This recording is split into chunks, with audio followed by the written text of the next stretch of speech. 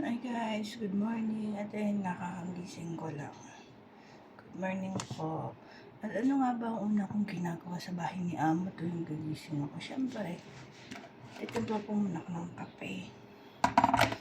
Yan. Okay naman po dito. Wala namang problema sa mga amo ko. Kasi sabi nila, bago magtrabaho, kailangan talaga muna natin magkape. At ayan nga. Titimpla tayo ng kape. Dito naman guys, umaam ko tulog pa ganitong oras. Tapos kagabi, binigyan niya ako ng cake.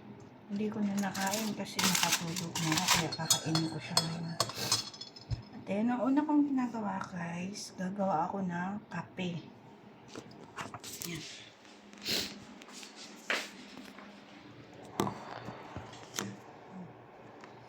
Gumagawa ako ng kape ni Amo. Arabic coffee guys. Yan. Tubig, tapos ilalagay ko lang yung kape nila. Tapos ipakukuluan ko lang siya ng mga 1 oras.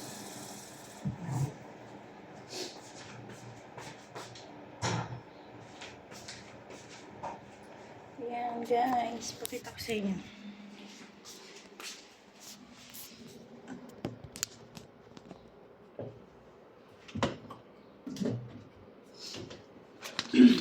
Yan guys, ito yung Arabic coffee nila.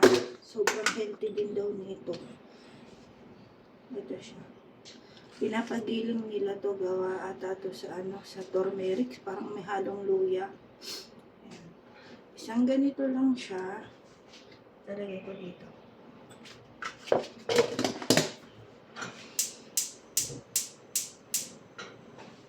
Tapos, pakukuluan ko lang siya ng 1 oras. Tapos, pagkatapos, inalagay ko siya sa thermos. Lalagyan ko nito.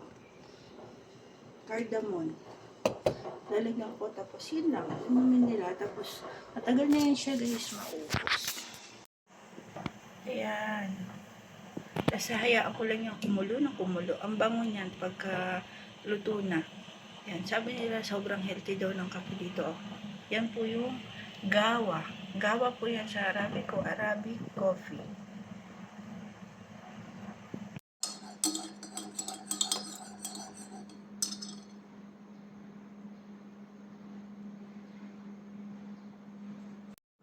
At ayan guys, dahil na-prepare na natin yung ating kape, pwede na tayo umupo saglit at kumain. Thank you Lord for the food.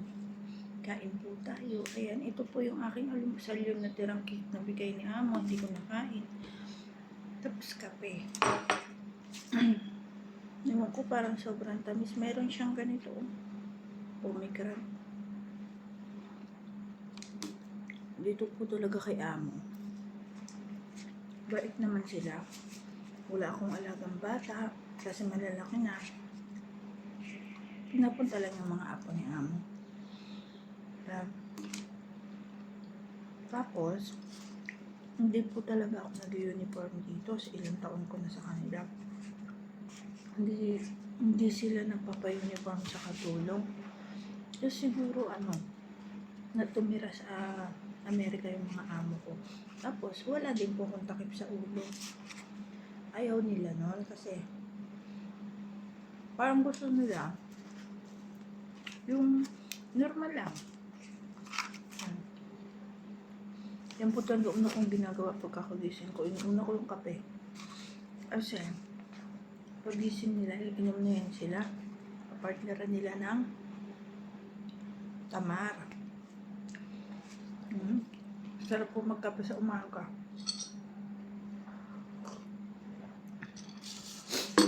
Sorry po sa sipon ko kasi papalit na kasi ng panahon dito pa summer na kaya sobrang init na naman.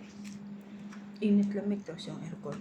Pagkatapos nito maglilinis naman ako tapos magluluto. Kanya lang po ang buhay ko dito.